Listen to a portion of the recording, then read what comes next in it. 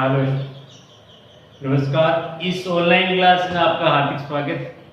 आज हम बात करने जा रहे हैं सबसे पहले जो कल टेस्ट था उसके 3 टॉपर्स। फर्स्ट का नाम है आपके संपत सियाग, दूसरे का नाम है राजवीर और तीसरे का नाम है संदीप। अभी इनके नंबर सुन लीजिए, इसके तो 12, इसके 11.5 और इसके 11.25 नंबर। यानी ये 3 टॉपर आपके शुरुआत के बताए, बाकी सभी लिस्ट नहीं बता रहा। ये 3 टॉपर है जो आपके तो कल वाले जो टेस्ट था उसके हैं। अब क्वेश्चन में जो नंबर कहाँ कटे हैं, इसका 1 नंबर कहाँ कटा है, बाकी कहाँ कटे हैं, वो आप सुने। तो मैं कल वाले क्वेश्चन के बारे में पहले बात करता हूँ, उसके बारे में क्या फेक था अपना। पहला तो लगभग सबका सही था कि फरावेदुदार पदार्थ किसे कहते हैं और इन्हें दो कोई फॉर एग्जांपल बताने थे। 1 नंबर ऐसे ही था। गोलीय संधारित्र के बीच यदि कोई विद्युत रोधी पदार्थ भर दिया जाए तो उसकी धारिता पे क्या प्रभाव पड़ता है। तो बेटा कितनी बार बताओ, कितनी बार कहा था कि धारिता पे ये प्रभाव पड़ेगा कि धारिता बढ़ जाती है। मैं नंबर दिए हैं वैसे, लेकिन आपको पूरा कारण बताना था कि बढ़ क्यों जाती है। क्योंकि हम कहते हैं कि एप्सिलॉन आर गुना होती थी। तो फॉर्मूला में ये रखना, फॉर्मूला नहीं तो आपको ये कहना था कितनी बढ़ जाती, तो आप बोलते कि एप्सिलॉन आर गुना बढ़ जाती। उसके बाद में ये था कि यदि किसी संधारित्र की प्लेटों के मध्य की दूरी को दुगना कर दिया जाए तो उसकी एनर्जी पे क्या परिवर्तन होगा। अब ये क्वेश्चन ज्यादा का स्टूडेंट ने किए ही नहीं, ये इतना सारा कौन करेगा। अब देखो इसमें आपको करना क्या था वो ध्यान से सुने आप। इसमें आपको ये करना था कि अपने इस ऊर्जा का फॉर्मूला हम जानते हैं कि 1/2 CV² होता है। अब प्लेटों के बीच आवेश कांस्टेंट रहता है, तो हम एक काम करते हैं, इसको फॉर्मूले को चेंज कर लेते हैं, किसमें, Q और C के रूप में। तो V को हटाना है, V को हटाने के लिए क्या करेंगे, Q बराबर C/V लिखते हैं। तो V बराबर अपने पास क्या आ जाएगा, Q/C। ये यहाँ पुट आउट कर देंगे तो 1/2, इसके बाद C पड़ा रहेगा। V का फॉर्मूला हो गया Q²/C², ये कट गया, कैंसिल आउट। तो U बराबर आया 1/2 Q²/C। ये U का फॉर्मूला ये अप्लाई करना। यदि आपको सीधा याद है तो आप सीधा अप्लाई कर सकते हैं। अब इसमें क्या था आपके पास, तो धारिता भाई संधारित्र बोला, इसका मतलब Q तो क्या है, कांस्टेंट है। आप अब ये C के बारे में चेंज करने के लिए बोल रहा है, तो क्या बोल रहा हुआ आप ध्यान से सुने। ये कह रहा है कि उनकी मध्य की दूरी दुगनी कर दे, यानी पहले d थी तो अब कितनी d कर दे, 2d। तो धारिता कितनी हो जाएगी बेटा, A/0/d पहले, अब 2d हो गई। 2d होने का मतलब यहाँ कितना कर दे, 2d। तो ये C' आ गया। अब A/0/d बराबर C होता है, तो C/2, यानी धारिता कितनी हो गई आपकी, हाफ हो चुकी। अब धारिता हाफ होगी तो यहाँ पे अपन रखेंगे, तो इस C' की जगह यहाँ मान लो C', तो C' की जगह रखोगे तो C ऊपर कितना चला जाएगा, 2। तो कितने गुना हो गया, 2 गुना हो गया, क्योंकि ये Q²/2C, ये तो U आ जाएगा, ये नया U। तो U इसको मान लो U' बोल रहा हूँ, तो U' बराबर कितना हो जाएगा आपके पास, U' बराबर हो जाएगा 2U। कितना हो जाएगा, 2U, यानी इतनी बढ़ जाएगी। इस क्वेश्चन को एक बार और सुने वापस दोबारा से क्वेश्चन सुने। तीसरे नंबर क्वेश्चन सबके लगभग गलत होने की चांस ही था, वैसे हुआ ही है। तो पहला तो देखो, यदि किसी संधारित्र के मध्य प्लेट की दूरी दुगनी कर दे, तो देखो पहले धारिता कितनी होगी, A/0/d, जब कुछ नहीं किया गया है। अब आपको परिवर्तन किया गया है 2d, 2d दिया तो अपन मान ले धारिता नहीं है, वो C' है, तो A/0/2d हो जाएगा। अब ये 2d हो गया, तो अब यहाँ से अपन A/0/d की जगह हम क्या रख सकते हैं, C। तो C' बराबर आ गया C/2। अब ऊर्जा का फॉर्मूला है U बराबर 1/2 Q²/C, जो अभी ज्ञात किया था, या फिर 1/2 से ज्ञात कर सकते हो आप। अब उसके लिए अपन क्या करते हैं, यहाँ अपने पास है U, तो U' कितना होगा वो आपको ज्ञात करना है। तो हम क्या करेंगे, 1/2 Q²/C' बोल देंगे। C' का वैल्यू याद रख दोगे, तो 1/2 Q का स्क्वायर/C' का हो जाएगा C, और ऊपर चला जाएगा 2। अब ये वाला तो क्या हो गया, U हो गया ना, ये U, तो ये U हो गया, तो ये U और मल्टीप्लाई 2, यानी कितने गुना हो जाएगी ऊर्जा, 2 गुना। मेरा कहने का मतलब समझा है कि प्लेटों की दूरी यदि बीच की दुगनी कर देते हैं तो फिर ऊर्जा भी कितनी हो जाती है, 2 दुगनी हो जाती। ये चीज आपको ध्यान रखनी थी, ठीक है। अब अगला इसका जो अर्थों में दिया है, क्या पता नहीं स्टूडेंट इतना ही नहीं सोचते कि इसमें अर्थों में दिया है प्लस 8 नंबर का क्वेश्चन था, कौन सा था 8 नंबर क्वेश्चन, सेल थोड़ी दे सकते हैं। तो इसका आंसर क्या था वो ध्यान से सुने। 8 और इस आंसर में छोटा सा चेंज किया मैंने, हल्का सा ऐसा बोर्ड, ये जो नई शिक्षा नीति लागू होगी इसमें ऐसा कर दे तो मजा आ जाए। तो देखिए क्या कहा गया है उसमें, या 8 नंबर में कहा है कि दो फिर आवेशी चालकों को संयोजित करने पर, ध्यान सुनना, इस आवेशी चाल को बोला है नहीं उसमें चार्ज है, जबकि 3 नंबर या अर्थों में बोला है कि दो चालकों यानी कोई नॉर्मल चालक। अब ये दोनों आवेशी को जरूरी थोड़ी ना है, बिल्कुल नहीं। अब जब तक नहीं बोलेंगे तो हम इसमें कोई चार्ज नहीं मान के चलते। अगर इसमें कोई आवेश ही नहीं तो विभव कितना होगा 0, सीधा सा क्वेश्चन था। अपना आप तो इलेक्ट्रॉन नहीं भाग सकते ना, तो कोई आवेश ही नहीं है तो ऐसा कुछ होगा ही नहीं। कितना आ जाएगा 0, ये था इसका आंसर। अब इसी के साथ एक क्वेश्चन मैंने कहा था, याद करो, जब मैंने पिछले वीडियो में छोड़ा था कि संयोजित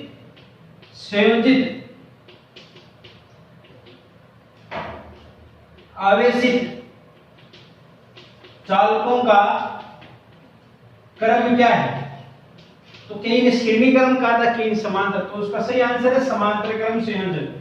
कौन सा था, समांतर क्रम संयोजन। क्यों था, क्योंकि समांतर क्रम इसलिए था कि आपको संयोजित कर रहे थे तो दोनों का विभव क्या हो रहा था, समान हो रहा था। और विभव समान किस में होता है, समांतर क्रम संयोजन। और श्रेणी में क्या रहता है, आवेश समान रहता है। तो अगला क्वेश्चन यही आपके कि संधारित्र के श्रेणी क्रम संयोजन और समांतर क्रम संयोजन में कौन सी राशि समान रहती, तो ये तो आपने सुबह सही था। दो भिन्न त्रिज्या के गोलीय चालकों को समान आवेश से आवेशित करने पर इनके विभवों का अनुपात 1:2 है, तो उनकी धारिता होगा। तो सिंपल सी बात, समान रूप से आवेशित किया, इसका मतलब Q1 बराबर Q2 समान है। और उसके बाद में विभव का अनुपात V1/V2 बराबर दे रखा आपको, विभव का अनुपात 1:2, तो C1 अनुपात C2, ये इसका जस्ट उल्टा 2:1 यानी 2:1 विभव का उल्टा। ये तो आपका शब्द सही। संधारित्र की धारिता प्रभावित करने वाले कारकों को समझाइए। अब इसमें क्या करना था, C बराबर A फिर अपसाइन नोट बाय T, मैंने हेडिंग से दिखाया था। ये 3 प्रभाव है इसके, एक तो क्षेत्रफल बढ़ने पर ज्यादा होगी, दूरी बढ़ने पर कम होगी, और एक अपसाइन R यानी कोई माध्यम रख दिया जाए तो धारिता बढ़ जाती है। और अगले क्वेश्चन आपके सिंपल से थे तो उसमें समझाने की कोई बात नहीं, वो बड़े क्वेश्चन थे। चलो ये तो था क्वेश्चन का सब देख लिया आपने सॉल्यूशन, जो ये अपने पास क्या क्या गलतियां आपने की थी उसके बारे में। अब आगे आइए, वैसे मैंने अभी एक ही क्वेश्चन ऐसा दिया था, बाकी मेरा चांस तो ऐसा था मैं 4-5 तो फिर मैंने सोचा कि आप ऑनलाइन कर रहे हो और फिर ऐसा हो जाए तो अभी बार टेस्ट ही नहीं दोगे कि छोड़ो कौन देगा, इसलिए ऐसा नहीं किया गया था। अब एक नोट के रूप में आपको 2 चीज दिखा रहा हूं, उसको ध्यान से सुनना।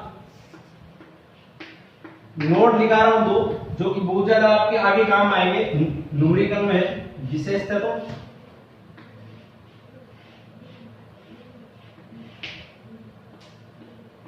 ऐसा कहीं दिया हुआ हो और इनमें अलग अलग प्रावधान भरा हो, जैसे ये ऑप्शन R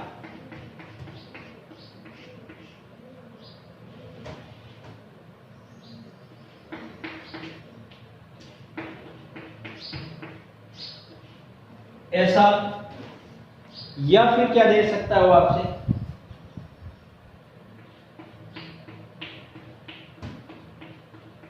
ये अपसाइन R1, ये अपसाइन R2 और ये अपसाइन R3, इनकी सबकी अलग अलग मोटाई दे देगा वो वैसे। और यदि पूरी दे तो भी कोई दिक्कत नहीं है आपसे, इन दोनों इन सभी के बीच की मान लीजिए आपकी T मोटाई है, तो इसको अपन सब अलग अलग कर सकते हैं। ये T1 की होगी, ये T2 होगी और ये T3 होगी।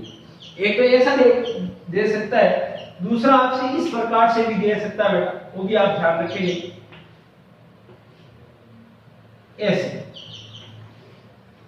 अब ऐसे दे दे और इसके बीच जैसे मान लीजिए ये आपके पास फर्स्ट और ये मान लीजिए आपके पास ये की प्रावधान अलग अलग प्रावधान है, ओके, और ये मान लीजिए आपके थर्ड प्रावधान, इसी टाइप से हो सकता है, उसका कोई दिक्कत नहीं है। तो अब देखिए ये ऐसा दे दिया तो इसको बोल देते हैं अपने पास अपसाइन R1 इसको बोल देते हैं एप्सिलॉन r2 और इसको बोल देते हैं एप्सिलॉन r3।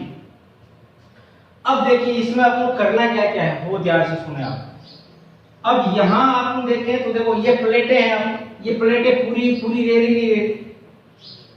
अब इसको अपन रियल में चेंज करके देखेंगे तो ये बनेगा कैसे वो देखना आप। ये रियल इसकी जो चेंजिंग होगी वो इस प्रकार से होगी, देखना आप ध्यान से सुनते जाना। ये फर्स्ट,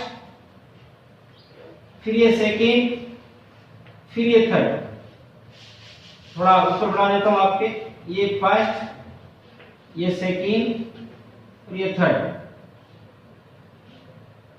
ये अब यहां आपके पास ये एप्सिलॉन r3 वाला है, यहां पे आपके एप्सिलॉन r2 वाला है, यहां पे आपके पास एप्सिलॉन r3 वाला है। सबकी मोटाई अलग T1 T2 T3, लेकिन इनका क्षेत्रफल सबका प्लेटों का क्या है समान रहने वाला। यहां आइए, अब ये पूरा प्लेट का क्षेत्रफल A है, इनके बीच की मोटाई कितनी है D या T, जो भी मान लो आप। जैसे मान लो इसमें D मान लिया और अलग अलग T1 T2 कर लिया। अब इसको अलग अलग कैसे करोगे आप, इसको अलग अलग इस प्रकार से होगा, यानी आपको पहले ये देखना है ये क्रम कौन सा है, तो वो देखने की कोशिश कर रहे हैं। तो देखो इसमें अपन क्या कर सकते हैं बेटा, ये आपके पास फर्स्ट, ये सेकंड और ये थर्ड, ये अलग अलग है। तो इसमें एप्सिलॉन r1, इसमें एप्सिलॉन r2 और इसमें एप्सिलॉन r3। अब ये सभी एक से जुड़े हुए हैं, इसका मतलब इन तीनों को एक से जोड़ दूं और इन तीनों को एक से जोड़ दूं। समझ आ रहा है मेरी बात? ये जो भी है ये प्राविधान अलग अलग देगा हो, ये हो गया। अब इसमें क्या हुआ देखो, ये पूरी D है तो इनके बीच भी तो D है, पूरी पूरी ये D है, लेकिन यहाँ क्षेत्रफल पूरा A था, लेकिन यहाँ क्या अलग अलग हो गया, तो ये बराबर भागों में बट गया A/3, फिर A/3, फिर A/3। कहने का मतलब अब आपको क्या है, ये कौन सा क्रम है वो पहचानना और ये कौन सा क्रम पहचानना, पहली बात ये। तो मुझे बताओ इसमें हो क्या रहा है। इसमें देखो ये प्लेट है, मान लो ये धन है तो ये धन ये ऋण, ये धन ये ऋण, ये धन ये ऋण। ऐसा क्रम किसमें था, ऐसा क्रम श्रेणी क्रम में था, श्रेणी क्रम में संयोजन में था। और ये देखो ये सभी एक प्लेट है, एक सिरे से, सभी दूसरी प्लेट है एक सिरे से, तो ये कौन सा क्रम था, ये आपका समांतर क्रम संयोजन है। कौन सा क्रम संयोजन है, समांतर। तो याद रखना जिसमें क्षेत्रफल यदि कोई डिवाइड हो रहा है तो समांतर क्रम है, जिनके बीच की दूरी डिवाइड हो रही है तो श्रेणी क्रम है, यानी दूरी पूरी बराबर भागों में बट रही है। इसका मतलब ये कौन सा क्रम आपका श्रेणी और ये कौन सा है समांतर। इसको आप ये भी बांट सकते हो T T T, तीनों बराबर भी बोल सकते हो। ये लो मैंने बोल दिया, तीनों को बराबर भागों में बांट दिया। अब बोलो प्रत्येक की धारिता कितनी होगी, तो मैं बोलूं सबसे पहले इसके लिए तो एप्सिलॉन r1 के लिए तो बोलो धारिता का फॉर्मूला क्या था, तो C1 बोल दूं। इसके लिए क्या होगा, A epsilon naught epsilon r1 by T1। दूसरे के लिए बोलूं C2 बराबर A epsilon naught epsilon r2 by T3, और फिर एप्सिलॉन C3 तो A epsilon naught epsilon r3 by T3। ये हो गई इसकी अलग अलग धारिता। लेकिन कुल धारिता क्या होती है, कुल धारिता हम श्रेणी क्रम को जानते हैं 1/CS बराबर 1/C1 plus 1/C2 plus 1/C3। अब आपको करना क्या है, इन सभी के मान उठा के यहाँ रखना। ये डायरेक्ट क्वेश्चन है, ये न्यूमेरिकल है एक तरह से।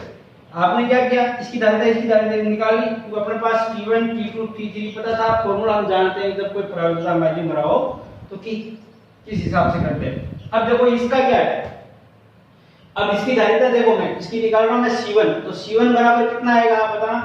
C1 बराबर आएगा अपने पास फॉर्मूला A, तो A कितना A/3 epsilon naught epsilon r1 bye कितना है B, तो C2 कितना होगा A/3 epsilon naught epsilon r2 by B।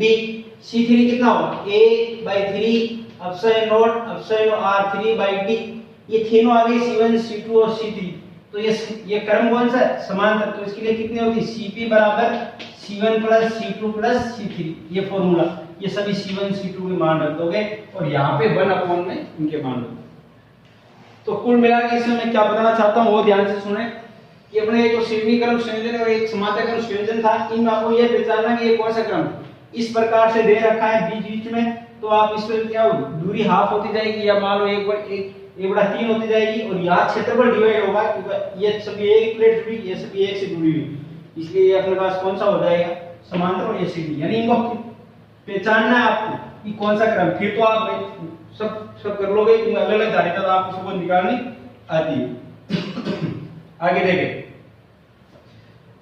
ये दो नोट के रूप में लिख लेना और इनको पहचानने मानिए, फिर आगे अपने न्यूमेरिकल आएंगे तब आपको ये दिक्कत करेंगे, इसलिए मैंने यहाँ बता दिया कि इसको किस प्रकार से क्वेश्चन हल किया जाता है। यानी आपको कुछ नहीं करना, केवल ये पहचानना कि ये कौन सा क्रम, यानी क्षेत्रफल होगा या कौन परिवर्तित हो रहा है, दूरी, ये दो चीज चेंज हो सकती है। इसके आगे देखिए, आप कुछ क्वेश्चन करते हैं।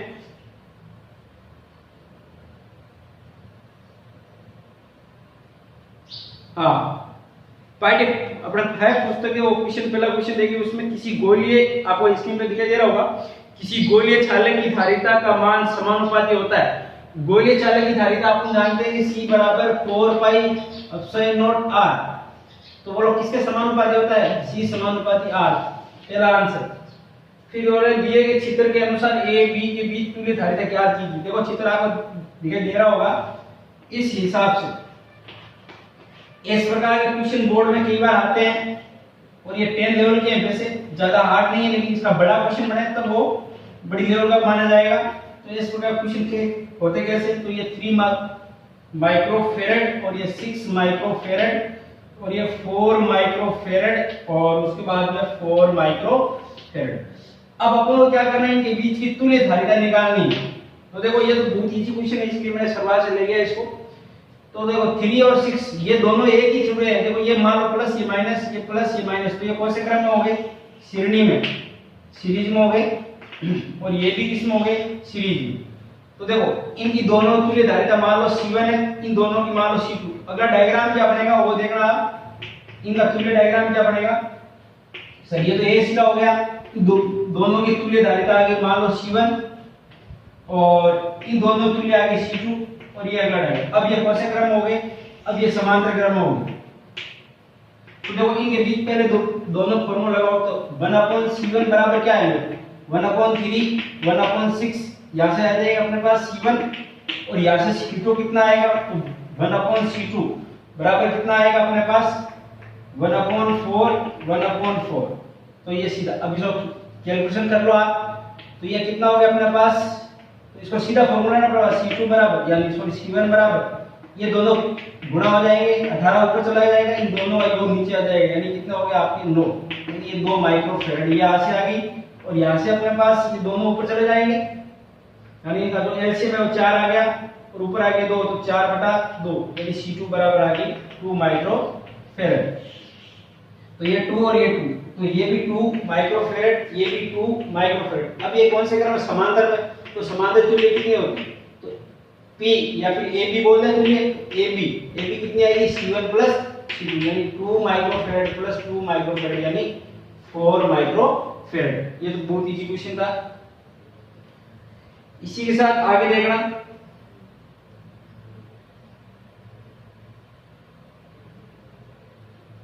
अगला थ्योरेटिकल क्वेश्चन है वैसे कि एक आवेशित संधारित्र को दोनों प्लेटों को एक तार से संयोजित कर दिया जाए तब विभव अनंत हो जाएगा और आवेश अनंत हो जाएगा और आवेश पूर्ण मान का दुगना हो जाएगा और संधारित्र निरावेशित हो जाएगा।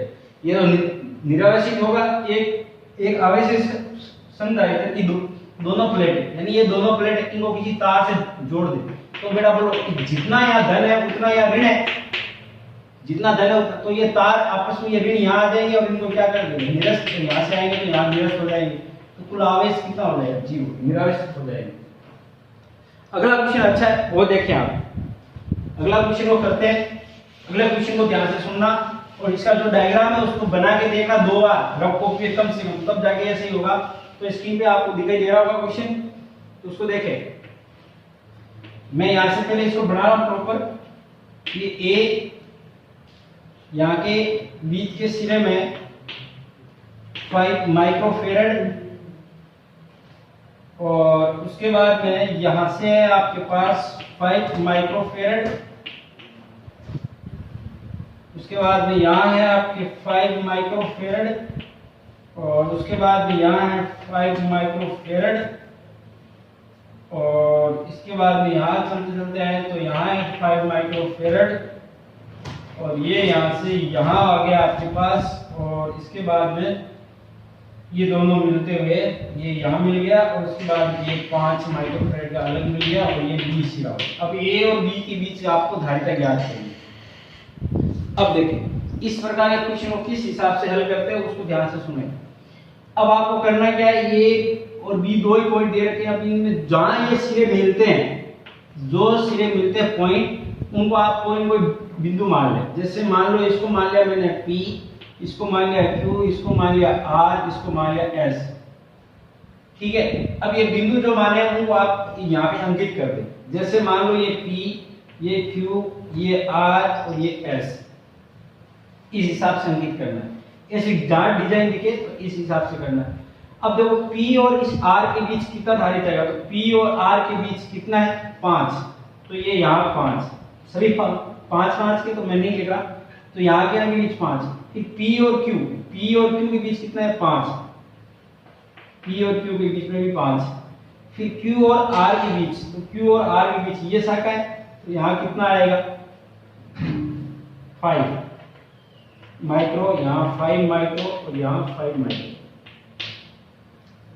अब देखो अब Q और S बच गया, Q और S के बीच कितना है 5, Q और S के बीच में भी 5।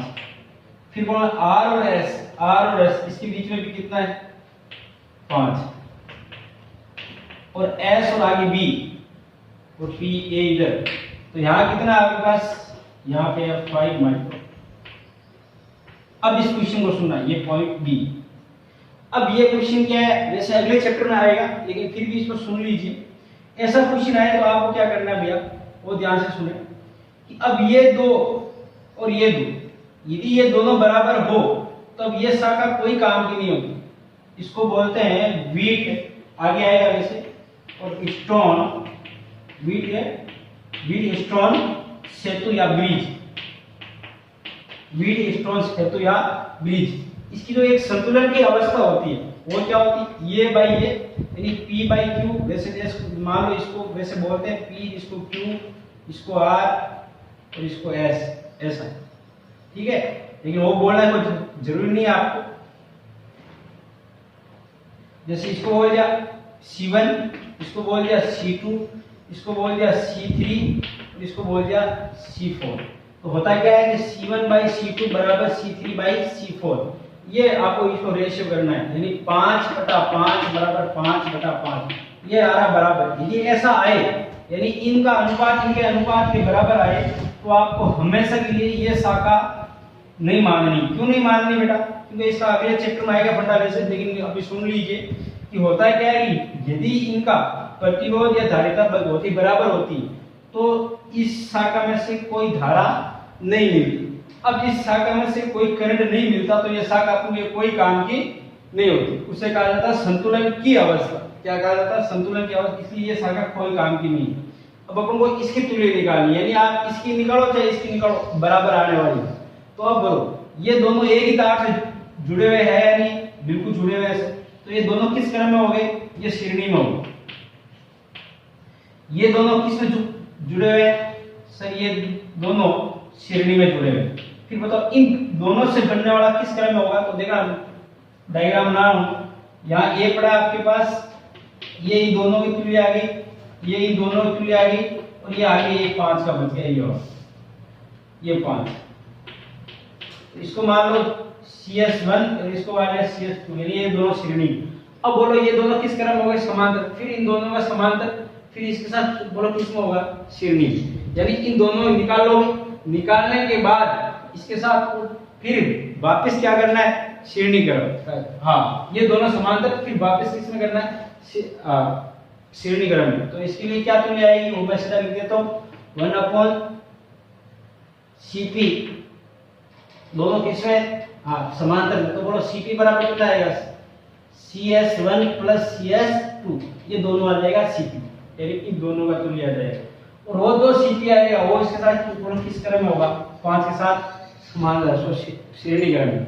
तो क्या आ जाएगी कुल मिला के ए बी तुल्य बराबर आ जाएगी 1/Cp प्लस 1/5, यानी जो ये Cp आएगा इन दोनों का वो 1/Cp प्लस 1/5 कर दोगे तो आपके CAB आंसर आ जाएगा। कुल मिला के इसमें करना क्या था वो आप बात में ध्यान रखें, ये दोनों श्रेणी, ये दोनों श्रेणी, फिर ये वापस समांतर, फिर ये इसके साथ वापस श्रेणी, इस अपने हिसाब से क्वेश्चन करोगे तो AB के बीच तुल्य धारिता प्राप्त हो जाएगी। ठीक है, ये केवल कैलकुलेशन है, जो इसका फंडा है वो मैंने बता दिया, इसमें क्या करना है। ओके, बाकी मिलते हैं नेक्स्ट क्लास में।